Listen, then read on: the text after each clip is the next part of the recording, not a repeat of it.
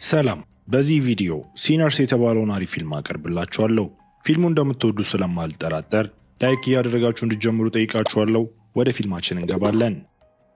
በ1932 ሚሲሲፒ ከተማ ውስጥ ሳሚ እሁድ ቀን በስብከት መካከል ወደ ቤተ ክርስቲያን እየገባ ይታያል። እሱ ደክሞት ነበር እና ልብሱ በደምም ተበክሏል። የአካባቢው ቄስና የሳሚ አባት የሆኑት ጄዲዲያ ልጃቸውን መጸለይ ይጀምራሉ።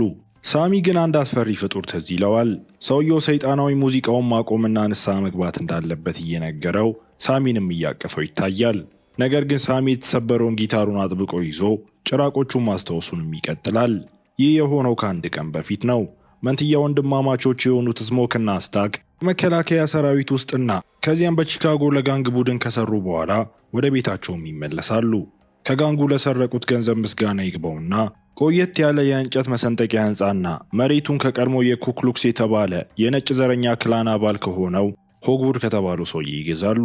ወንድማማቾቹ ሆግውድን ማንኛውም የክላን ጓደኞቹ በአዲሱ ንብረታቸው አቅራቢያ ካዩአቸው ወዲያውኑ እንደሚገድሏቸውም ያስጠነቅቁታል። ሆግውድ ይስቅና ክላን ከእንግዲህ እንደሌለም ያረጋግጥላቸዋል። ይህ በእንዲህ እንዳለ ሳሚ ጊታሩን በቤተ ክርስቲያን ውስጥ ያገኛል እና ጄዲዳ ልጁ ነገ ስብከቱ ላይ እንዲረዳው ስለፈለገ እዚያ እንዳመጣውም ይነግረዋል። ጄዲዳ ፈተናዎችን እንዳይወድቅ ለማስታወስም ከባይብል አንድ ክፍል እንዲያነብም ያደርገዋል። ነገር ግን ሳሚ መውጣት ይፈልጋል። እሱ ስራውን ጨርሶ ነበር እና አሁንም ማረፍ ይፈልጋል። የተናደደው ጄዲዳ ልጁን ከእግዚአብሔር ጋር ከመሆን ይልቅ ለሰካራሞች ሙዚቃ መጫወትን ስለመረጠም ይወቅሰዋል እና ይህም የዲያብሎስን ትኩረት እንደሚስብም ያስጠነቅቀዋል። በዚያ ጊዜ መንትዮቹ ሳሚን ሊወስዱት ይመጣሉ። እሱም ያጎታቸው ልጅ መሆኑን እንረዳለን። ሶስቱ ሰዎችም መንትዮቹ ቀደም ብለው ደብቀውት የነበረውን የጭነት መኪና ለማግኘትም ወደ ጫካ ይነዳሉ። ከመኪናው ኋላም እባብ ነበር፣ ግን በቢላዋ በፍጥነትም ይገሉታል። ከዚያም ስሞክ የጭነት መኪናውን ወደ ከተማ ያሽከረክራል እና አንዲት ወጣት ልጅ እንድትመለከትለትም ገንዘብ ይከፍላታል። ከዛም በድሮ ጓደኛው ቦና ሚስቱ ግሬስ ወደሚተዳደረው ግሮሰሪ ሄዶ እናየዋለን። ከሞቀ ሰላምታ በኋላ ስሞክ እሱና ወንድሙ ባር እንደሚከፍቱም ያብራራለታል። ስለዚህ ሱቁ የምግብ አቅራቢዎቻቸው እንዲሆኑ ይፈልጋል። በድንገት ስሞክ የጭነት መኪናውን ክላክስም ይሰማል እና ሁለት ሰዎችም የአልኮል መጠጥ ክምችቱን ሊሰርቁ ሲሞክሩም ይመለከታል። ወዲያውኑ ታክሲ ይከፍትና አንዱን ሰው መቀመጫውን፣ ሌላውን ደግሞ እግሩንም ይመታዋል። ሌቦቹ ማን እንደሆነ ሲያዩ በድርጊታቸው በፍጥነት ይጸጸታሉ። ምክንያቱም በከተማው ውስጥ ያሉ ሁሉም ሰው መንትዮቹ አደገኛ እንደሆኑም ያውቃሉ። ይህ በእንዲህ እንዳለ ስታክ መኪናውን እየነዳ ሳሚን ሴት እንዴት ማስደሰት እንደሚቻል አንዳንድ ምክርም ይሰጠዋል። ሳሚ ግን አሁን ለመረዳት የሚችል ትልቅ ሰው ስለሆነ የመንትዮቹ አባት እንዴት እንደሞተ ለማወቅ የበለጠ ፍላጎት አለው። ስታክ አባቱ ልጅ እያሉ ይደበድባቸው እንደነበርና አንድ ቀን እሱን ዘርሮት እንደነበርና ከዚያም ስታክ ሲነቃ ስሞክ አባታቸውን እያቃጠለው እንደነበር ይነግረዋል። ስታክ የአባቱን ጊታር ለሳሚም ይሰጠዋል። እሱም ሙዚቃ በመጫወትም ያመሰግነዋል። በመጨረሻ ወደ ባቡር ጣቢያም ይደርሳሉ። እዚያም ስሊም ሃርሞኒካ እየተጫወተ ያገኙታል። ስታክ ሰውየው በባሩ እንዲጫወትም ፍላጎት ያድርበታል። ግን ስሊም ቀድሞውኑ ሌላ ቀጠሮ ስላለው እምቢ ይላል። የአልኮል ሱሰኛ መሆኑንም አስተውሎ ስታክ ገንዘብና የፈለገውን ያህል ቢራ እንደሚሰጠው በመናገርም ሐሳቡን እንዲለውጥም ያደርጋል። ከዚያም ስሊምና ሳሚ አብረው ይጫወታሉ። ስታክ ደግሞ ስለ ባሩ ዛሬ ማታ መከፈት ለህዝቡ ይናገራል። የቀድሞ የሴት ጓደኛው ሜሪ ከሩቅ እየተመለከተችው እንደሆነም አላወቀም። ሙዚቃ ከተጫወቱ በኋላ ሳሚ ከፔርሊን ጋርም ይጀናጀናል። እሷ ባለ ትዳር እንደሆነችም ግልጽ ታደርግለታለች። ዘፋኝ ስለሆነችም ሳሚ ዛሬ ማታ በዝግጅቱ ላይ እንድትቀላቀሉ ይጠይቃታል። ሜሪ ስታክን ቀርባው ምንም ሳይላት ስለጠፋና የእናቷ የቀብር ስነ ስርዓት ላይ እንኳን አበባ ስላላከላት ትወቅሰዋለች። እናቷ መንትዮቹን ሁል ጊዜ በጥሩ ሁኔታ ትጠብቅ እንደነበርም ታስታውሰዋለች። ስታክ እሷን ከችግር ለመጠበቅ ሲል ለሷ ደንታ እንደሌለውም ያስመስላል እና እሷም ስትሄድ እናያታለን። ሶስቱ ሰዎች በመኪናም ይሄዳሉ እና በየመንገዱ የሚሰሩ አንዳንድ እስረኞችንም ይመለከታሉ። ስሊም እነሱን ያውቃቸዋል እና ለአዲሶቹ ጓደኞቹ እስር ቤት እንደነበርም ይነግራቸዋል። በመጨረሻም ኮርንብሬድ የተባለውን ሰው ለመቅጠርም በጥጥ ማሳዎች ውስጥ ሲያቆሙ እንመለከታለን። እሱም ግዙፍ ሰው ስለነበር እንደ ጋርድ ለመስራት ይስማማል። ወደ ስሞክ ስንመለስ የልጁን መቃብርም እየጎበኘ ይታያል እና አንዳንድ አበቦችንም ያስቀምጣል። ከዚያም ከቀድሞ ሚስቱ አኒ ጋርም እየተነጋገረ እናየዋለን እና የእሱን የንግድ ሐሳብ ባትወድም የባሩ ምግብ አብሳይ እንድትሆን ይጠይቃታል። ወደ ቤቷ ስትገባ ሁዱ ወይም በእኛ ሀገር ጥንቁልና ስትለማመድ እንደነበርና ለአካባቢው ሰዎች መድኃኒቶችን እንደምትሸጥም ይገለጣል።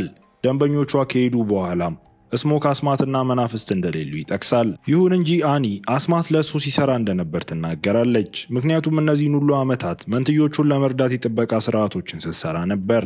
ስሞክ አሁንም ለእሱ የሰራችውን ከክፉ ነገር የሚጠብቅ ነገር አድርጎ እንደሆነም ትገነዘባለች። ስሞክ እንደናፈቀችውና አሁንም እንደሚወዳት ያምናል። ስለዚህ መጨረሻ ላይ የፍቅር ግንኙነት ይፈጥራሉ። ከሰዓት በኋላ ሬሚክ የተባለ አይሪሻዊ ስደተኛ ወደ ቅርብ ካቢኔ ሮጦ እርዳታ ይጠይቃል። የቾክታው ጎሳ ሊገድለው እየሞከረ እንደሆነም ይናገራል። ጆዋን እና በርት ሽጉጣቸውን ወደ እሱም ያነጣጠራሉ። እሱም በጉልበቱ ወድቆ ጎሳው ሚስቱን እንደወሰደ በመናገርም እያለቀሰ ይታያል።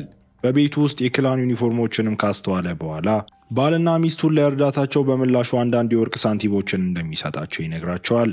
ከጥቂት ቆይታ በኋላ አንዳንድ የሾክታው ጎሳ አባላትም ስለ ሬሚክ ለመጠየቅ ወደ ካቢኔው ይመጣሉ እና እሱ በጣም አደገኛ እንደሆነም ይናገራሉ። ጆዋን ማንንም እንዳላየች ትነግራቸውና በሩን ትዘጋባቸዋለች። ሰዎቹ ከሄዱ በኋላ ጆዋን ባሏን እየፈለገች ነው እና ሰፊ ቁስል አንገቱ ላይም ይታያል። ሬሚክ ደግሞ በሰውየው ደምም ተሸፍኗል። ከዚያም በድንገት ባሏ ይነቃል እና አይኖቹ አሁን ተለውጠው ይታያሉ። ሬሚክ ቫምፓየር እንደሆነና በርትን ሊለውጠው እንዳጠቃውም ይገለጣል። ጆዋንም በፍርሃት ስትጮህ እናያታለን። በዚህ ምሽት ጁክ ጆይንቱ ወይም ጥቁሮች ብቻ የሚጠቀሙበት ባር ተከፍቷል እና አሁን ሁሉም ሰዎች ጥሩ ጊዜ እያሳለፉ ነው። ስሞክም ስታክ ሰዎች በፕላንቴሽን ክሬዲት እንዲከፍሉ እየፈቀደ መሆኑን ሲያውቅም ይናደዳል። አብዛኛውን የቺካጎ ገንዘባቸውን ተጠቅመውታል እና በነፃ ነገሮችን መስጠት እንደማይችሉም ይጠቅሳል።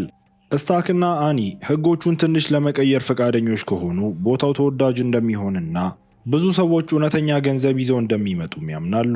ሜሪ ወደ ጆይንቱ ለመግባት ስትሞክርም ኮርንብሬድ መንገዷን ይዘጋል። ግን የድሮ የልጅነት ጓደኛው እንደሆነች ሲረዳም እንድታልፍ ይፈቅድላታል። ሳሚ እሷን እንዳያት ወዲያውኑ ሊያስወጣት እየሞከረ ነው። ምክንያቱም ያጎቱ ልጆች እዚህ እንድትገኝ አይፈልጉም። ግን ሜሪ ማስጠንቀቂያዎቹን ችላ ብላ መጠጥ ለመጠጣት ትወስደዋለች። እሷ ነጭ ስለሆነችም እዚህ እንድትገባ ለምን እንደተፈቀደላት በመጠየቅ ይገረማል። እሷም አያቷ ጥቁር እንደነበረ ትገልጻለች። እናቷ መንትዮቹን እንዳዋለደችና የራሷም እንደሆኑ ትንከባከባቸው እንደነበርም ትናገራለች። ውይይቱ በስሞክም ይቋረጣል። እሱም እናቷ በሕይወት እያለች ብዙ አበቦችን እንደላኩላት ይናገራል። ከዚያም ስሞክ ለስታክ ያሳውቀዋል። እሱም ሜሪ ከቦታው እንድትሄድ ለማድረግ ይሞክራል እና ገንዘብም ይሰጣታል። ገንዘቡን ለመውሰድም እምቢ ትላለች እና ከባድ ክርክርም ይፈጠራል። ስታክ አሁንም እንደሚወዳት ግን እሷን ለመጠበቅ ከእሷ ጋር እንደማይሆን ይናገርና እሷ እያለቀሰችም ትቷት ይሄዳል። ስሊም ሙሉ ምሽቱን ፒያኖ ሲጫወት ቆይቶ ነበር እና አሁን ለመጀመሪያ ጊዜ ለመጫወትም የሳሚ ተራ ነው። ሁሉም ሰው ሙዚቃውንም ይወደዋል እና ብዙም ሳይቆይ ሁሉም ሰው በሙዚቃው እየጨፈሩም ይታያል። የሳሚ ተስጦ በጣም ኃይለኛ ከመሆኑ የተነሳ የሞቱ ሙዚቀኞችና የወደፊቱ ሙዚቀኞችን የሚያሳዩ መናፍስትም ድግሱን ይቀላቀላሉ። ከጨረሰ በኋላ ሳሚ ፔሊንም ወደ ግል ክፍል ሊወስዳትና ሁለቱ ይሳሳሙ እናያቸዋለን። ሙዚቃው የሬሚክ በርትና የጆዋንንም ትኩረትም ስቧል። ጆዋንም አሁን ቫምፓየር ሆናለች። ለመግባት ሲሞክሩ ኮርንብሬድ እየከለከላቸውም ይታያል እና ብዙም ሳይቆይ መንትዮቹ ምን እየሆነ እንዳለ ለማየት ይመጣሉ። ሬሚክ ሙዚቀኞች እንደሆኑና የሚጫወቱበት ቦታ እንደሚፈልጉም ይናገራል እና ዘፈን እንኳን ይዘፍኑላቸዋል። ግን መንትዮቹ ለጁክ ጆይንት የሚሆን ሙዚቃ አይደለም ብለውም ያስባሉ። ከዚያም ሬሚክ ገንዘብ ለመክፈልም ሐሳብ ያቀርባል። ነገር ግን መንትዮቹ ነጮች እንደሚገቡ እንደማይፈቅዱም ያስረዷቸዋል። ይህም ሶስቱም እንዲሄዱ ያደርጋል። ከዚያ በኋላ ስሞክ ሳሚን ቤት እንዲቆይና የቤተ ክርስቲያን ሙዚቃ እንዲጫወትም ይነግረዋል። ሳሚ ግን የተሻለ ሕይወት ለማግኘት እርሻውን እንደሚለቅ ሲናገርም ሽጉጡን አምጥቶም ያስፈራራዋል። ይሁን እንጂ ሳሚ በሐሳቡ ቁርጠኛ ነው እና ስሞክም ሽጉጡን ያወርዳል። ይህ በእንዲህ እንዳለ ስታክ ሁሉም ሰው በፕላንቴሽን ክሬዲቶች ስለከፈለ ገንዘብ እያጡ እንደሆነ ለሜሪ ይነግራታል። ሜሪ ሶስቱ ሙዚቀኞችን ተከትላ በእውነት ገንዘብ እንደነበራቸው ማረጋገጥ አለብኝ ብላ ታስባለች እና ስታክ ሽጉጥም ያበድራታል። ሕንፃው አጠገብ ሲዘፍኑ ታገኛቸውና ሬሚክ እንግዳ የሆኑትን የወርቅ ሳንቲሞቹንም ያሳያታል። ከተለየ ቦታና ጊዜ የመጡ እንደሆነም ይናገራል። ስለ ሕይወትና ስሜቶችን ማውራት ይጀምራሉ እና ለአፍታ ሜሪ ሁሉም ነገር ትክክል እንደሆነ ታስባለች። ይሁን እንጂ የሬሚክ አይኖች ቀይ መሆንም ሲጀምሩ ሜሪ በፍጥነት ሽጉጡን አውጥታ ከነሱ ትርቃለች። እንዲሄዱ ተነግራቸውና ወደ ጆይንቱ ለመመለስም ስትሞክር ሬሚ ይዘልባታል። ከጥቂት ቆይታ በኋላ ኮርንብሬድ መሽናት ስለሚያስፈልገው ስሊም በሩን እንዲከታተልለትም ይተወዋል። በጫካ ውስጥም እየሸና ሳለ ኮርንብሬድ ስሙን የሚጠራ ሰውም ይሰማል። ሜሪ ወደ ጆይንቱ ስትመለስ ፔርሊን ከሳሚ ጋርም ስትጫወት በትክክለኛው ሰዓት ትደርሳለች። ለስታክ አንዳንድ የወርቅ ሳንቲሞችን ትሰጠውና ትስመዋለች። ስታክ በፍጥነትም ወደ ኋላ ይመለሳል። ግን ሜሪ ሰው ወደ ሌለበት ክፍል እንዲሄዱ ታሳምነዋለች። በመሳሳም ስሜት ውስጥ የነበረው ስታክም በትከሻዋ ላይ ያለውን ቁስል አላየም ነበር። በተመሳሳይ ጊዜ አንድ ሰው እያስቸገረ ስለሆነ ስሞክ ወደ ቁማር ክፍልም ይሮጣል። ሰውየው ሌሎቹን ለመቁረጥ ቢላዋም እየተጠቀመ ነው። ስሞክን ለማጥቃትም ይሞክራል። እሱም በቀላሉ ያሸንፈውና ሽጉጡን ይደቅንበታል። ኪሶቹንም ሲፈትሹ የተሰረቀውን ዳይስ ያገኛሉ። ሌሎቹም ተጫዋቾች አታላዩን ሰው መደብደባቸውን ይቀጥላሉ እና ስሞክ ሁኔታውን አብሮ መቆጣጠር እንዲችሉ ሳሚን ስታክን እንዲያገኘውም ይልከዋል።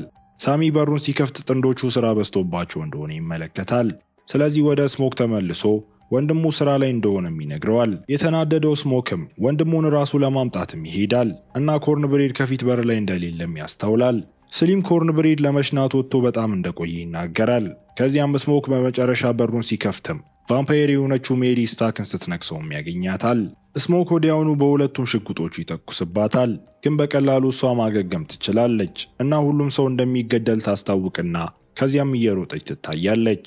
ከዚያ በኋላ ስሞክ ስታክን ለመርዳት ይሞክራል። ግን ቁስሉ በጣም ትልቅ ነበር እና በወንድሙ እጆች ላይም እየሞተም ይታያል። ስሊም ሁሉንም እንግዶች ሲያስወጣ አኒ ስሞክን አካሉን ውጪ ትተው በሮቹን ሁሉ መቆለፍ እንዳለባቸው ትነግረዋለች። ግን እሱም ይላታል። በምትኩ አካሉን በክፍል ውስጥም ይቆልፍበታል። በዚያን ጊዜ ኮርንብሬድ ተመልሶ ይመጣና ወደ ህንፃው ለመግባትም ፍቃዳቸውን ይጠይቃል። አኒ ትጠራጠረዋለች እና ለምን ግብዣ እንደሚያስፈልገው በመጠየቅም ቫምፓየር እንደሆነ እየከሰሰችው እናያታለን። ኮርንብሬድም በዚህ በጣም ይናደዳል እና ከመሄዱ በፊትም የሰራበትን ገንዘቡን ይጠይቃል።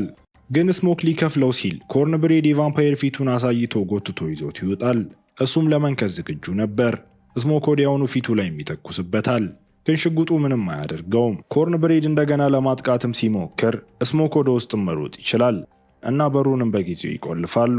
በዚያ ጊዜ ስታክም የክፍሉን በር እያንኳኳና ቀዳዳ ለመስራትም በቢላዋ ሲወጋውም ይታያል።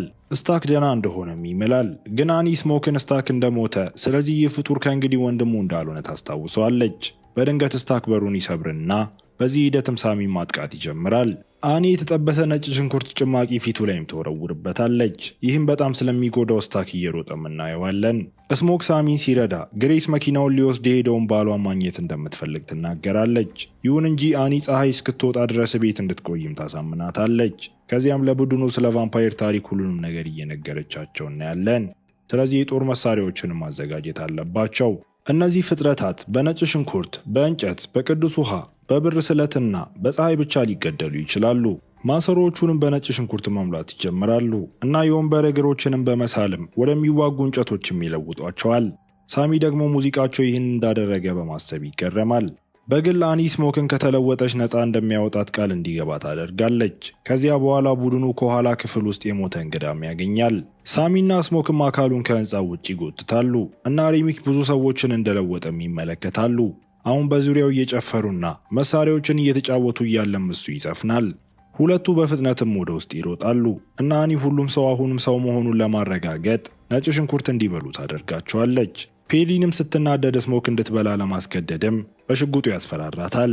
እስሊም ነጭ ሽንኩርት ይበላና ጠንካራ ምላሽንም ያሳያል።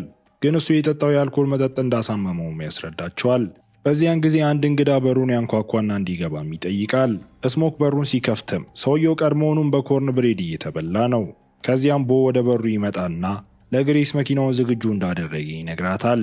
ስትጠራጠርም እንዲገባ እንዲፈቀድለት ይጠይቃል። አሁን ቡድኑም አያምነውም እና ውይይቱ በሬሚክም ይቋረጣል። እሱም ኃይሉ ጥቁር ሰዎች በተወቻቸው ዓለም ውስጥ አዲስ ህይወት ለመጀመር የሚያስፈልጋቸው እርዳታ እንደሆነ ይናገራል። በከተማው ውስጥ የግሬስን ሴት ልጅም እንደሚያጠቃ ሲያስፈራራትም እሷ እየደነገጠች ትታያለች። ሬሚክ የሳሚን ችሎታዎች በመጠቀም ብዙ ቫምፓይሮችን ለመሳብ እንደሚፈልግና ሳሚ ከእሱ ጋር ከመጣ ቡድኑን እንዲኖር እንደሚፈቅድላቸውም ይናገራል። ግን ስሞክ ያጎቱን ልጅ እንዲንቀሳቀስ አይፈቅድለትም። ብዙ ቫምፓይሮች ወደ ህንፃው ሲጠጉ ሬሚክ ሆጉድ መንትዮቹን እንዳታለለም ይገልጥላቸዋል። ዘረኛው ክላን አሁንም እየሰራ እንደሆነና ሆጉድ ያንን ንብረት ሆን ብሎ እንደሸጠላቸውም ይገልጻል። ስለዚህ ሁሉም የአካባቢው ጥቁር ሰዎችንም በቀላሉ ለመግደል በአንድ ቦታ ይሰበስቧቸዋል ማለት ነው። ስታክና ሜሪ ጓደኞቻቸው የሬሚክን አቅርቦት እንዲቀበሉና ቫምፓይሮች እንዲሆኑም ይፈልጋሉ። በዚያ መንገድ ከክላን ራሳቸውን መከላከልና በመጨረሻም እውነተኛ ነፃነት ማግኘት ይችላሉ። ቡድኑ ግን አቅርቦቱን ሳይቀበልም በሩን ይዘጋል። ግን ግሬስ ስለ ሴት ልጇ ማሰብ ማቆም አልቻለችም እና እንዴት መቀጠል እንዳለባቸውም ክርክር ይፈጠራል። በዚያ ጊዜ ቫምፓየሮች ሕንፃውን ከበው መዝፈንም ይጀምራሉ። ይህም ግሬስ ሴት ልጇ እንደምትጎዳ በማሰብ እንድትደነግጥ ያደርጋታል። ሌሎቹም እሷን ይይዟታል፣ ግን በጣም ዘግይተው ነበር። ቫምፓየሮቹን እንዲገቡ ለመጋበዝም ትጮኻለች። ቡድኑ የጦር መሳሪያቸውንም ለመያዝ ይሮጣል እና ሬሚክ ሲገባ ግሬስ ችቦ ስትወረውርበትም ይታያል። ከዚያም ቫምፓየሮቹም ይዘምታሉ እና ትልቅ ጦርነትም ይፈጠራል። ግሬስ ቦን ወደ እሳቱ ትወረውረዋለች እና በእንጨትም ትወገዋለች። ግን በሚያሳዝን ሁኔታ እሳቱ እሷንም ይይዛታል እና በቀስታ በእሳት ሲቃጠሉም ይታያል። ጓደኞቹ ቫምፓየሮችን ለመዋጋት አብረው ይሰራሉ። ጥይትና እንጨትንም በመጠቀም አንድ ባንድ እየገደሏቸው እርስ በእርሳቸው ለመጠባበቅም ይሞክራሉ። እንዳለመታደል ሆኖ ብዙ ቫምፓየሮች ነበሩ እና እነሱም በፍጥነት ይንቀሳቀሳሉ። አኒ በስታክ ትነከስና ስሞክ ሊረዳት ሲሞክርም ሬሚክ ይጥለዋል። ፔርሊን ሬሚክን በትከሻው ላይ ትተኩስበታለች። ስሞክም ወደ አኒ ጎንም ይሮጣል፣ ግን እሷ ልትሞት ተቃርባ ነበር እና ቃሉንም ታስታውሰዋለች። ስሞክ እንደሚወዳት ይነግራትና ከዚያም ለመግደል በእንጨት እየወጋት እናያለን እና ሜሪና ስታክ አሁንም ለእሷ ለማዘን በቂ ሰብአዊነት ነበራቸው። ከዚያ በኋላም ቡድኑ ወደ ላይ ይሮጣል። ስሊም ግን እንደ ማጥመጃ ሆኖም ይቀራል። ስለዚህ ቫምፓየሮች እሱን ለመግደልም ይጎርፋሉ።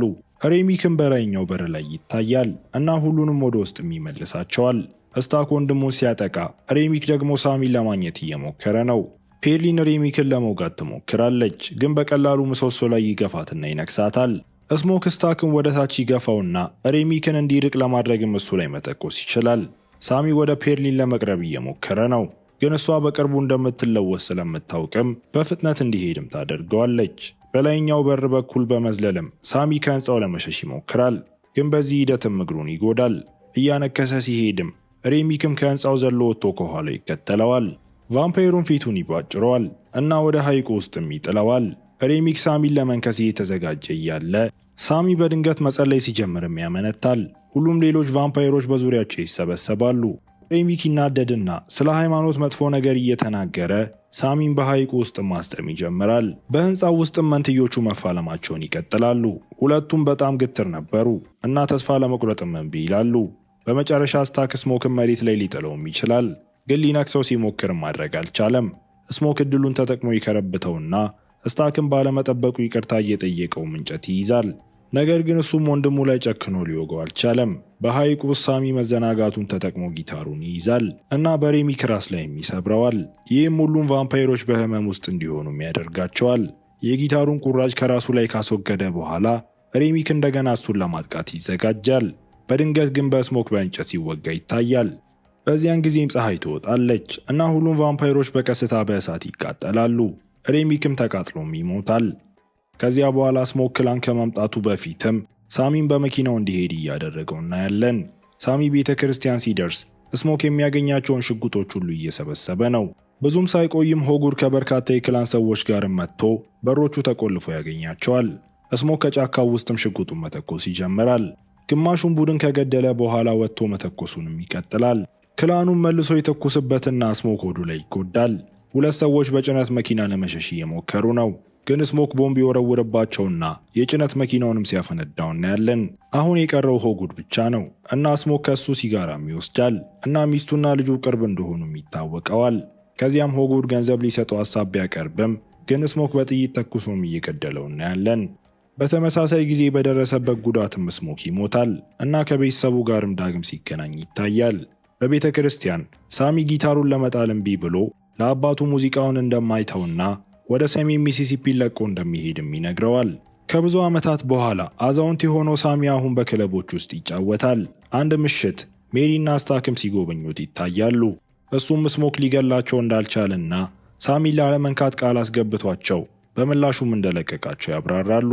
ጥንዶቹም ሳሚ በእድሜው መግፋት ምክንያት ብዙ ጊዜ እንደሌለው ያውቃሉ እና ሙዚቃውን እንዲቀጥል ለማድረግም ወደ ቫምፓየርነት ሊለውጡትም ሀሳብ ያቀርባሉ።